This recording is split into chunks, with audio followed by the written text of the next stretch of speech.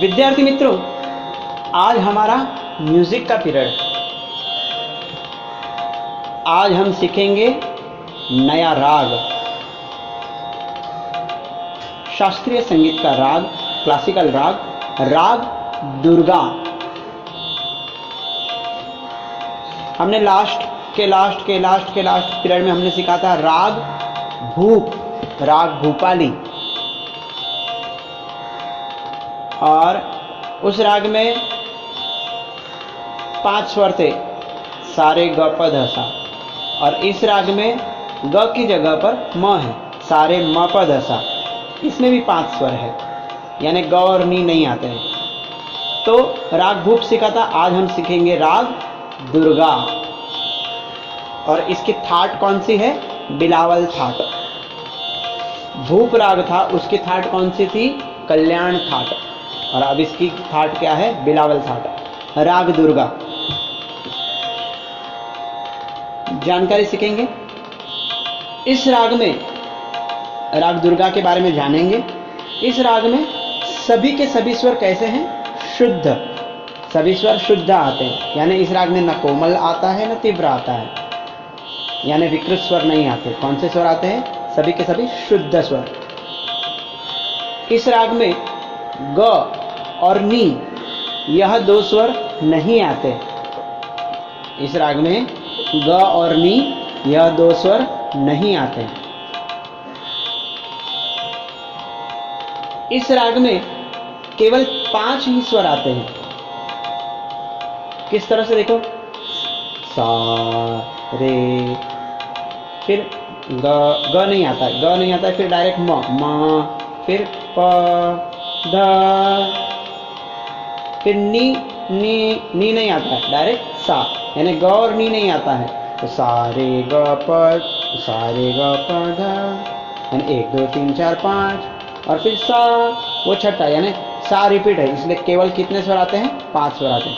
इसलिए इस राग की जाति को ओढ़व जाति कहते हैं। जिस राग में आरोह में 5 स्वर, अवरोह में 5 स्वर, ऐसे 5 स्वर आते, उस राग की जाति को कौन सी जाति कहा जाता है? ओढ़व जाति। जिस राग के आरोह में 6 स्वर, अवरोह में 6 स्वर, तो षाडव। और जिस राग के आरोह में 7 के 7 स्वर और अवरोह में भी 7 के 7 स्वर, तो उस राग की जाति को कौन सी जाति कहा जाता है? संपूर्ण। लेकिन यहाँ हम कौन सी जाति का राग देख रहे हैं? ओढ़व जाति का। कौन सी जाति? ओढ़व जाति। इस राग में केवल 5 ही स्वर आते हैं, इसलिए इस राग की जाति को ओढ़व जाति कहते हैं।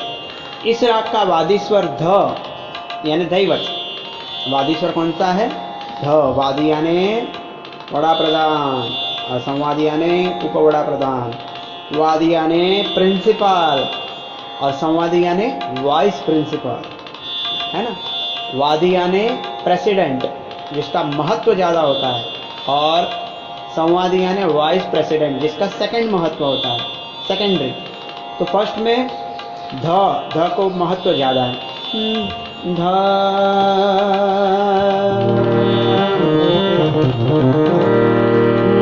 बार बार ध को महत्व प्रथम होता है।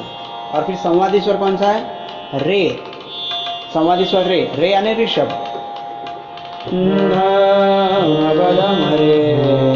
हरे रे रे दा,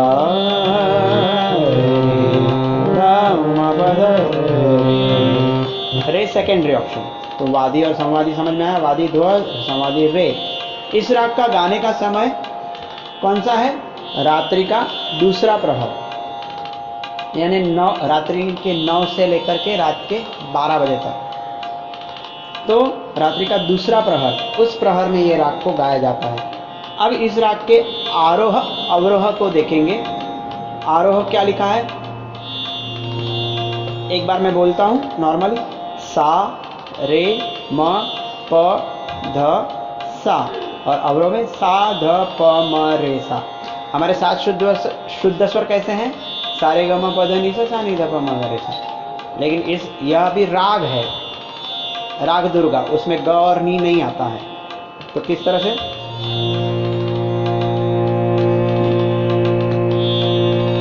सा रे म